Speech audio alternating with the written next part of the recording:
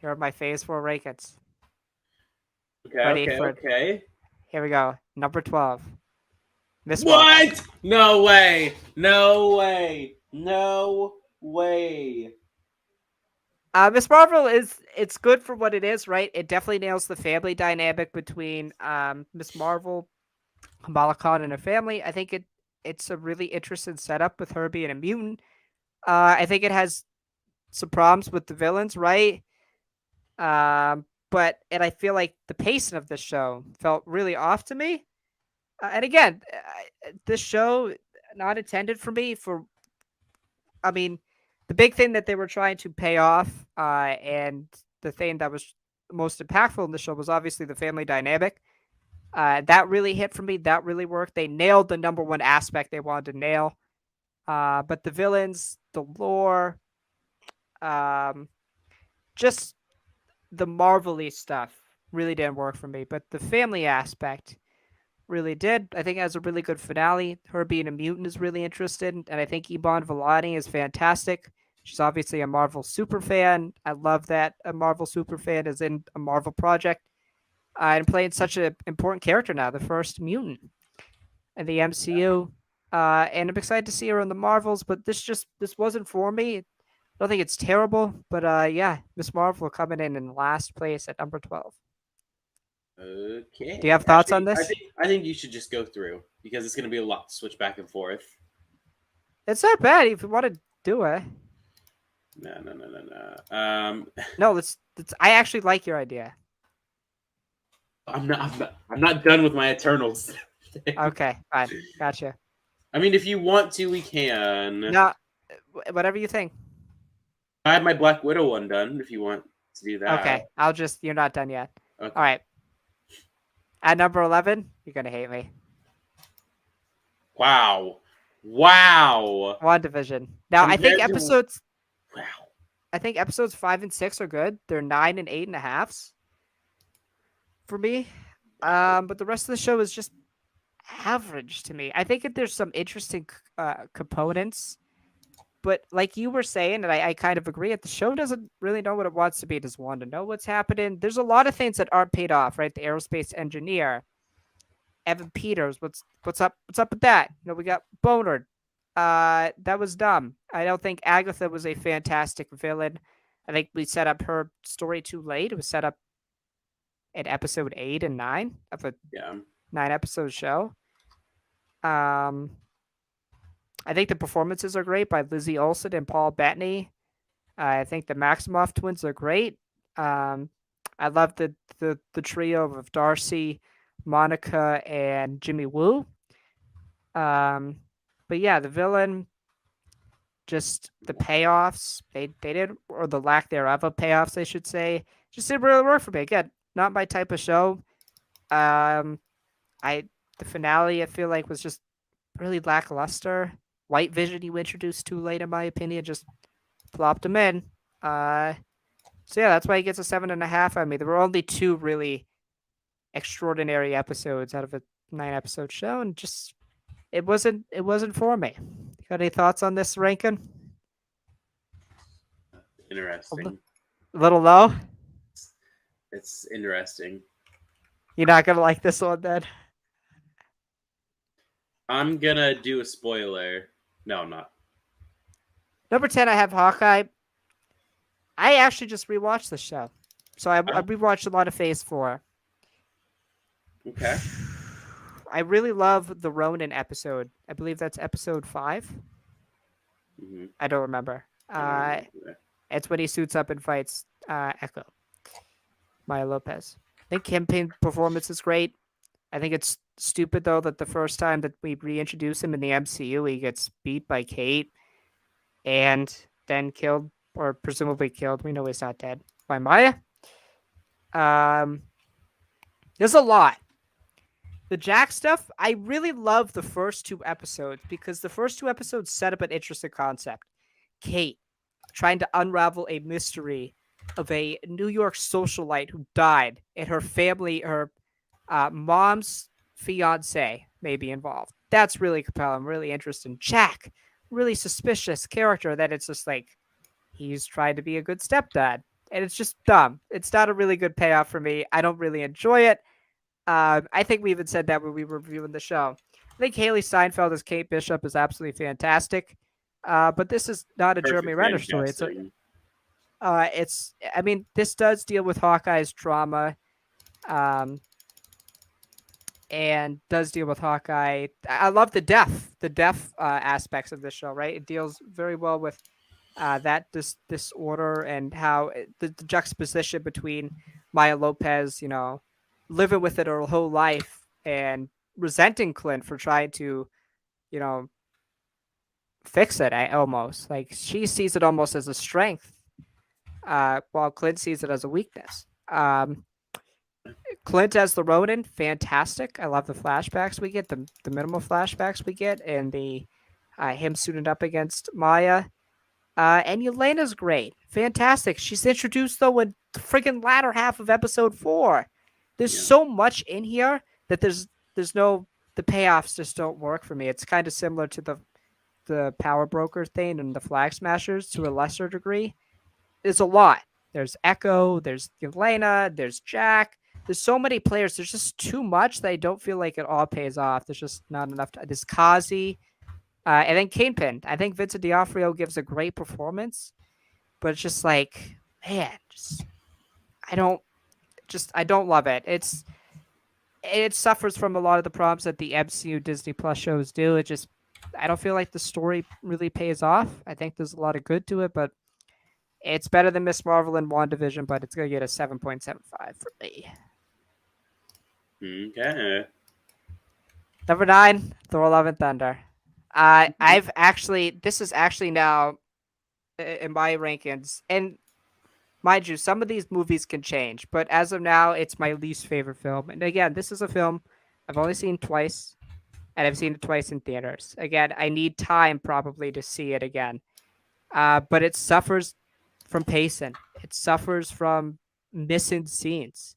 I think one of the biggest scenes I think are missing is there's like absolutely no existential dread or emotion at all when Thor loses Stormbreaker and they're Yeah. back on Earth. They're back on New Asgard. There's just like no dread that like Gor's just gonna kill them all now.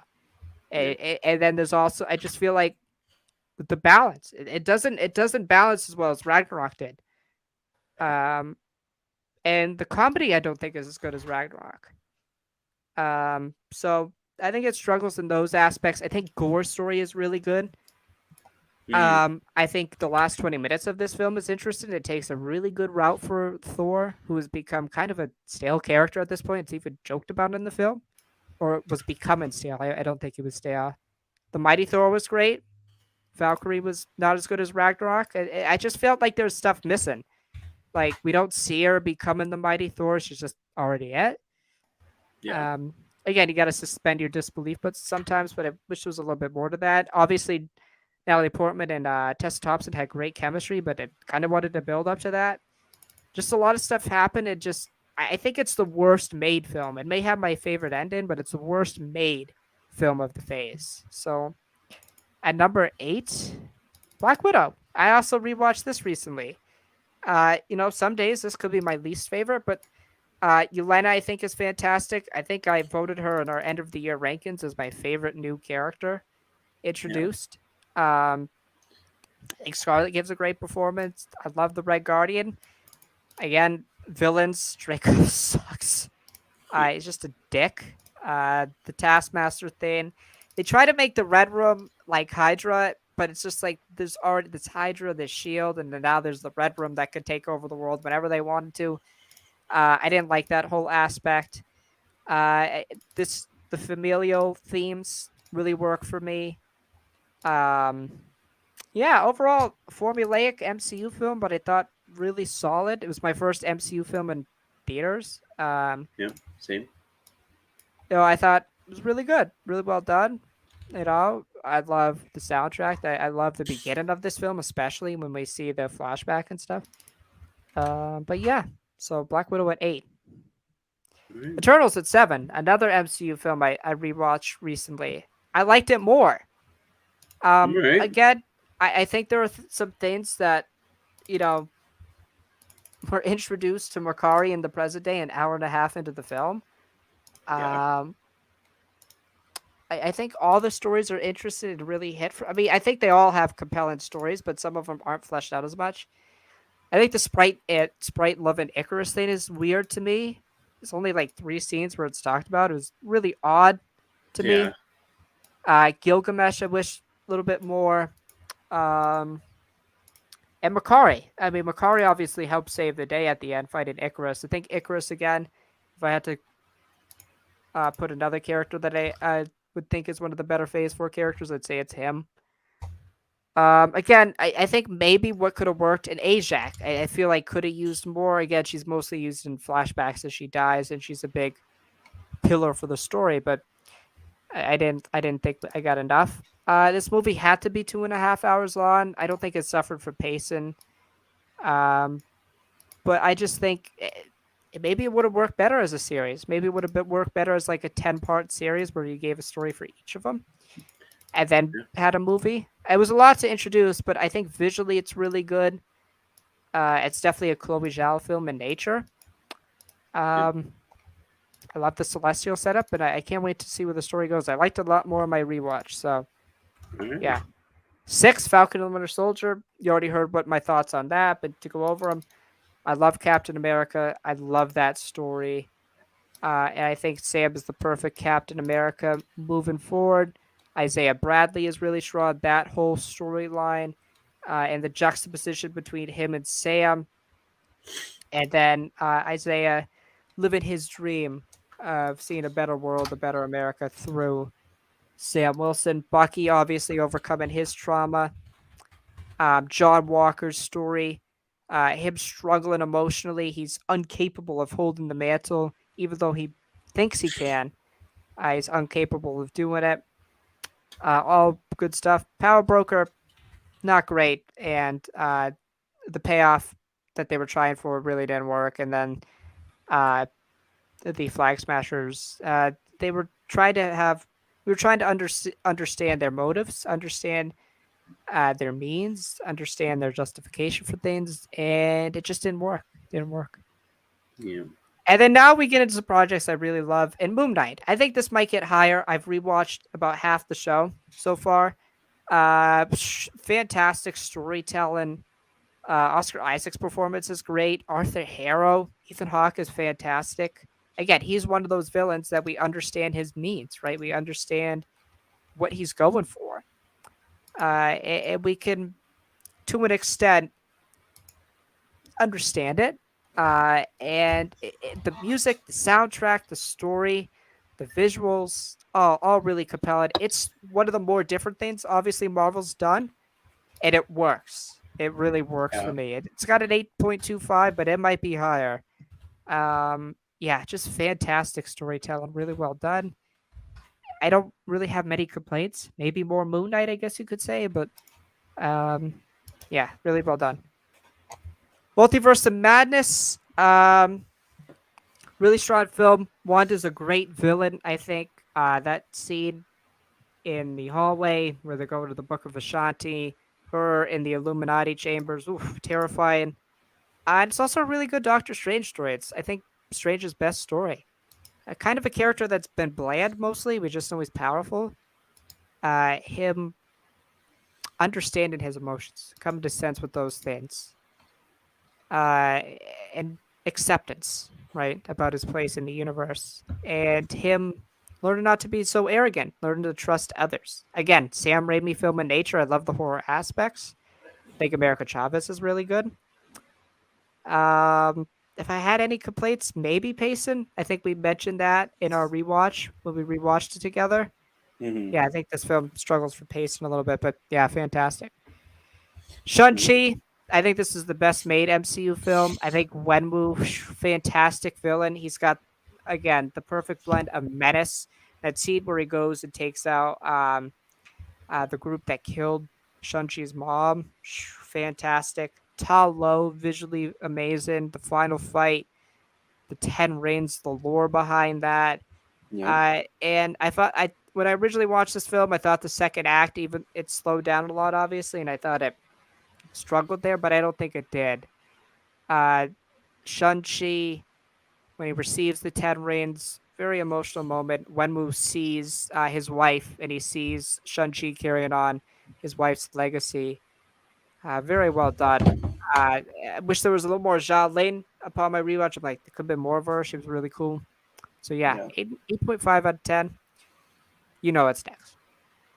Loki is my favorite character, so I might be a little biased here, but I think this show is the perfect blend of a really good, compelling character study and a perfect setup for the future, right? This is obviously, I mean, he remains basically says what's going to happen. He tells us this is going to be a multiversal war. It's going to be the Canes fighting each other, and they're going to fight for supremacy. Yeah. Um, Fantastic. Every episode I gave an 8.5 and above. I love Sylvie and Loki's dynamic. I love Owen Wilson. I love the whole subplot with the TVA. And then the ending with the music and him looking up at Kane the Conqueror. Chills every time, man. Chills every Yeah. time. This was the real first big thing that set us up to where we're going. So fantastic. Yeah. Then the obvious. No Way No, Home, wait, 9 hold out of on. 10. I can't give it a perfect score because the first act, it's not great in my opinion, but the second and third acts are just some of the best MCU, in my humble opinion. Uh, Again, a lot of people say they have it this high because of nostalgia. And sure, maybe, but also it's a really good Tom Holland story. It's about him losing people. It's about him overcoming that, uh, trying not to be consumed by vengeance.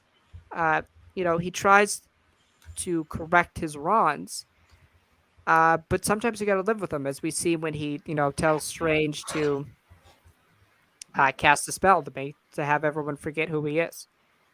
He's Mhm. selfless, not selfish. And Toby's story, Andrew's story, to have their own individual arcs. Goblin, Doc Ock, Yeah. really well done. A culmination of 20 years of these three gentlemen. And I think they're going to be Yeah. back for Secret Wars. And you want to know what's even crazier? They probably caused so many incursions they don't even know. Yes, they'll be back for Secret Wars. Pretty confident of that. But Yeah. fantastic. I mean, I remember crying in the theater when I saw this shot. Meant Yeah. so much to me, especially Toby. Um, so yeah, fantastic. John Watts masterclass. So yeah, that's All my right. Phase 4 rankings.